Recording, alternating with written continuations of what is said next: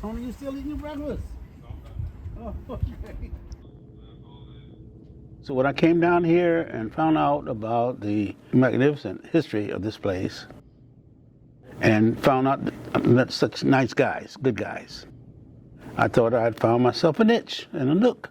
And so I took the dive and made overtures to join SYC.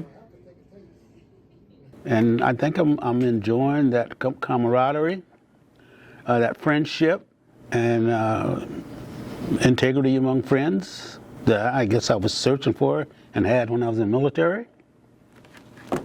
And that's it. Seafarers Yacht Club, this is the place to be. It's definitely home. Seafarers Yacht Club of D.C. is the first African-American yacht club in the United States.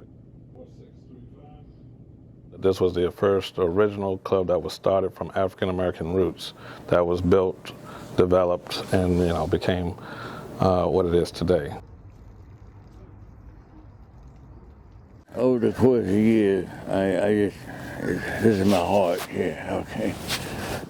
There she is right here, Janet. We got married right here.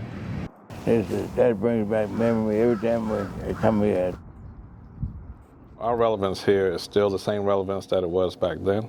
We provide, boating safety and training for minority boaters all around the DC DMV area. And we share our facility with the community to make sure that people can participate and enjoy the waterfront. Right now, it's kind of a disaster. I don't know if you noticed out there, but the tide's out. I couldn't get my boat out with a song and a prayer right now.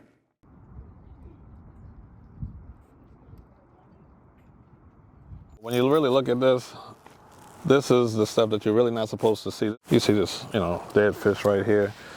Over there, they can't take their boats out. And the same here. You're not supposed to see anything at the seawall. You're not supposed to see any of this right here. And all of that right there. So we have to navigate around that. When our boats come out, they have to go up to that first opening down there. And then we cut across, and then we have to navigate to come back in. So the silt is now, that next yacht club down there is now just about reaching that next yacht club.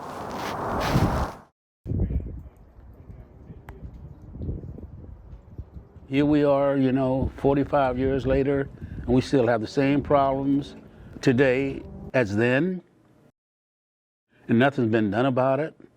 However, other marinas, yacht clubs have been taken care of, and we seem to be the last one not being taken care of. If you fix the seafarer problem down here, you can fix all the problems. Because we all have similar issues. The siltation is not going to stop here. It's going to make it up. It's going to make its way downriver. I started with Seafarers in 1987. Come on up. And once I went out on 4th of July and saw the fireworks on the water, there was no other place for me other than Seafarers.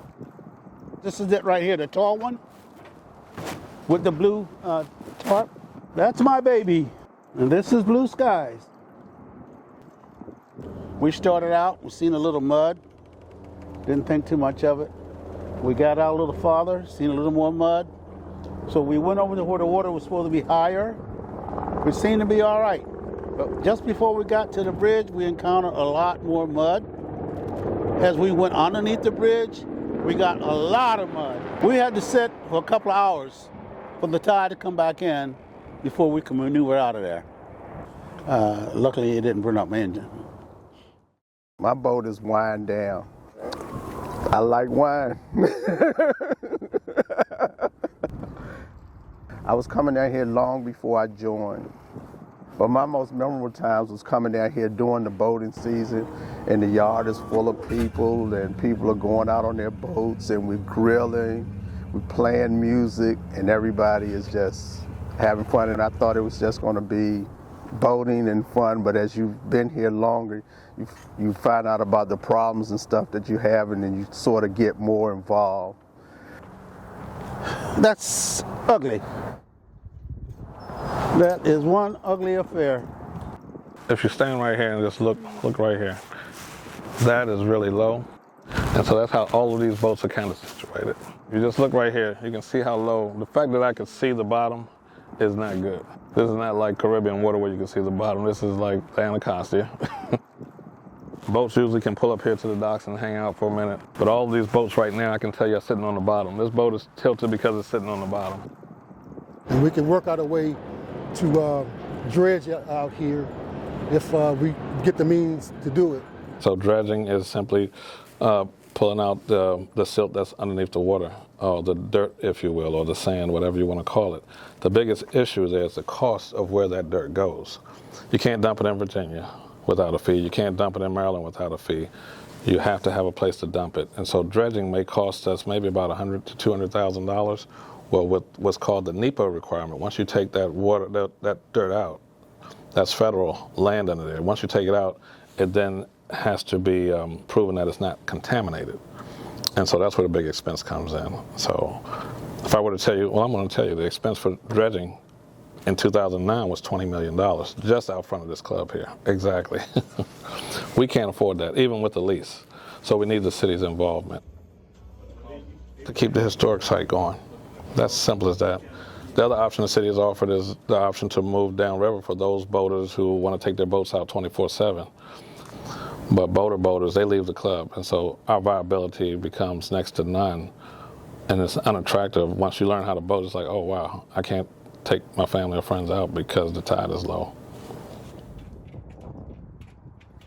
It's the club that I fell in love with, the black history and, you know, everything surrounding the circumstances and how I came about.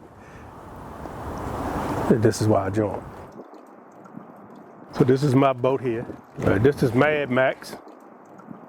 A lot of times we depend on the high tide in order to get the boat out. So sometimes we don't have high tide. It's not favorable for my boat to go out. Maybe the smaller boats, yes, but my boat is a little larger. You know, it's a 44-footer, and I can't just take it out. The water has to be at least 3 feet 6 inches.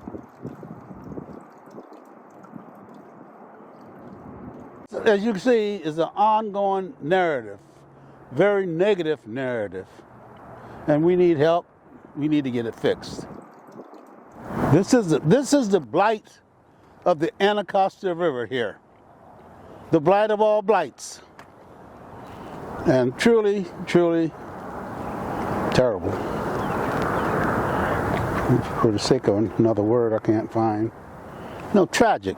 Tragic is the word. Very tragic. We're supposed to have 66 operational slips. We barely have 40 now because of the siltation.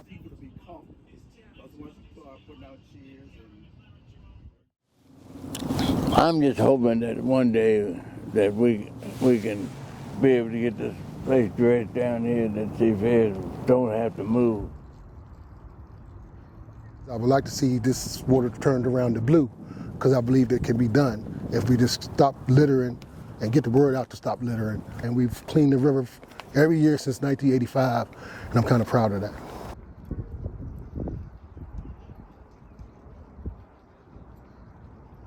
So we just want to make sure that boating is here so we can offer boat safety training.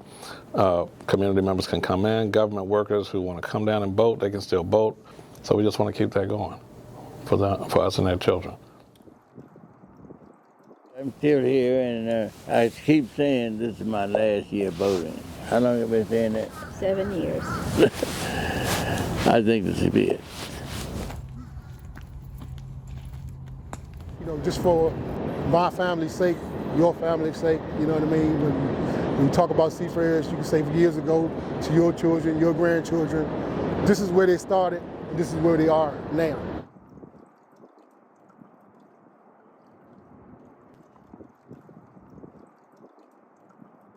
We just want to make sure we have growth going on within our club like all other development on these waterfronts. And we think we deserve that.